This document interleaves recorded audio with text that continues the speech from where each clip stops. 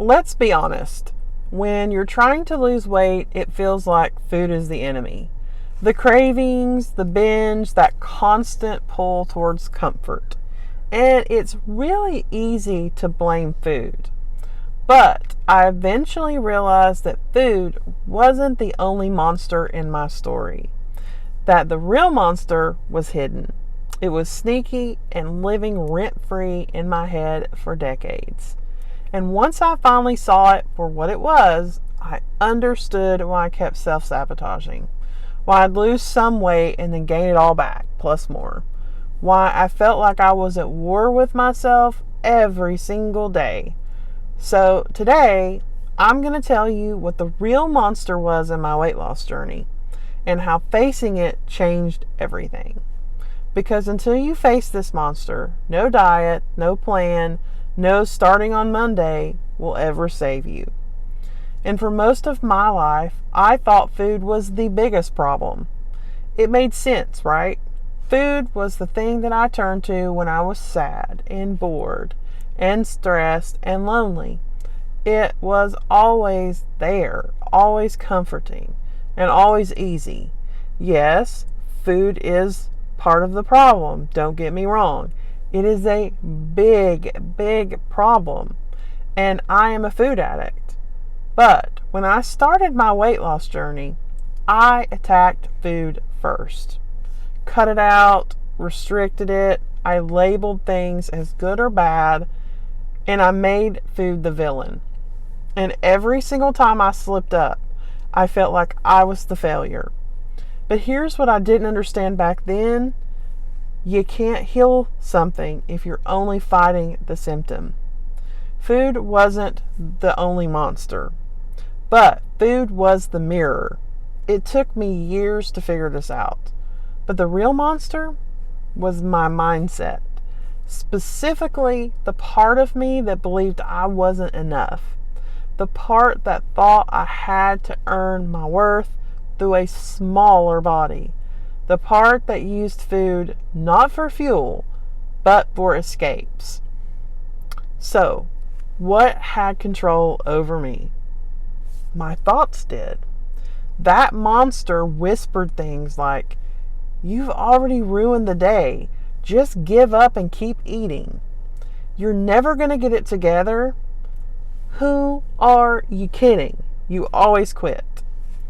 I don't know if any of that sounds familiar, but that voice was louder than any craving ever thought about. And it convinced me that I was completely powerless, that I couldn't trust myself, that I was broken. And when you believe that for long enough, you're going to start acting like it's true. What was destroying me? Shame. It was shame.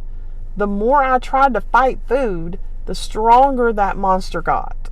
Because every time I failed, it had proof. See, you can't handle this. See, you're never going to change. It fed on my guilt. It fed on my perfectionism. It fed on the all or nothing mindset that said, if I couldn't do it perfectly, then I shouldn't bother at all. I thought I was fighting cravings, but I was really fighting my own self-talk. And that's why I stayed stuck for so long. Why I could never seem to even start sometimes. Because you can't diet your way out of that self-doubt. You're not going to lose weight fast enough to silence shame.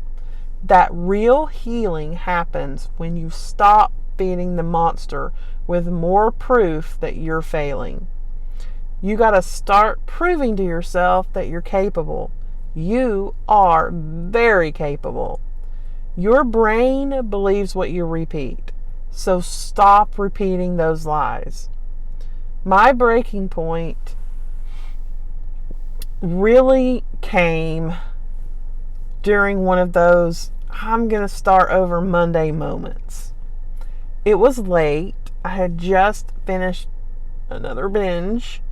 I felt gross, ashamed, and utterly hopeless. And I remember thinking, why do I keep doing this to myself? And that's when it hit me. Yes, I am addicted to food. But I was also addicted to the relief. And I've mentioned this in an earlier video this week. Relief from stress, relief from failure, from emotions. I didn't know how to process. And the moment I understood that, everything started to shift. Because I stopped blaming that plate and I started looking at the patterns. The monster wasn't necessarily food itself.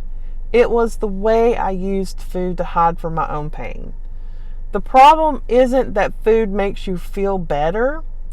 It's that you stopped learning other ways to feel okay. I hope that made sense. So I did something uncomfortable for me. I stopped running from it. I started journaling, and when I did that, I started asking, what am I actually feeling right now? I started letting myself cry, rest, breathe, and just to feel. And let me tell you, it was very ugly. Because for years, I had used food to quiet all of my emotions. And now I was face to face with them. But that is where real healing happens. It's in that pause between urge and action.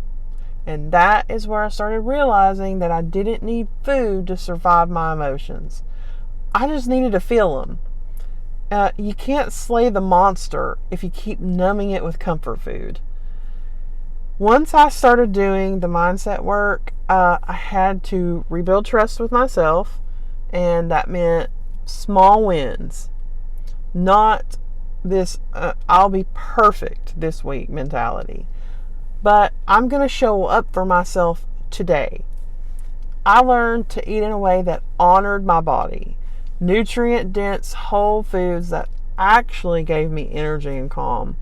Because the calmer your body feels, the quieter that inner monster will get. I moved my body, and I made sure it wasn't to punish it. I did it to release energy and stress. And I built routines that made peace my default, not chaos. And slowly, that monster starved. It didn't disappear overnight, but I stopped feeding it the guilt, and I started feeding myself grace. The monster dies when you stop believing it has power over you.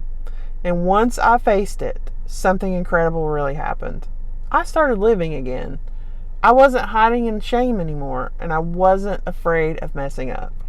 I wasn't treating myself like a project that needed fixing. I realized food wasn't the villain. It was the teacher. It showed me where I still needed to heal, where I was still looking for comfort outside myself. And when I stopped running from the monster, I found peace, real peace, the kind that doesn't come from any number on a scale, but from finally being on my own side. The scariest monsters lose their power when you turn the lights on. If you're watching this and you feel like you're stuck in that same cycle, you start really strong, you fall off, you beat yourself up, and then you repeat. Please know this. It is not because you're weak. It's because you're human. And humans don't just need discipline, they also need healing. You don't have to fight food. You have to face what's driving you towards it. Once you start healing that, the binges, the cravings, the sabotage, they're going to lose their grip. Because when you heal the root, the habits will follow. You don't need another diet. You need a new story about yourself. And if this resonates with you, if you're tired of fighting food and you're ready to face the real monster, that's exactly what we do inside of our community. We focus on mindset first, healing your relationship with yourself, building peace with food, structure, identity, and this is so weight loss will become simple and second nature, because this isn't about another diet. It's about breaking free from things that have haunted you for years. So if you're ready to make peace with food and finally feel free in your body, click the link below to join the waitlist. Because the real monster isn't really food. It's the story that says you can't change, and I promise you, you can. The real monster in my weight loss journey wasn't hiding in the pantry. It was hiding in my mind. And once I faced it, I realized that I was fighting my own pain.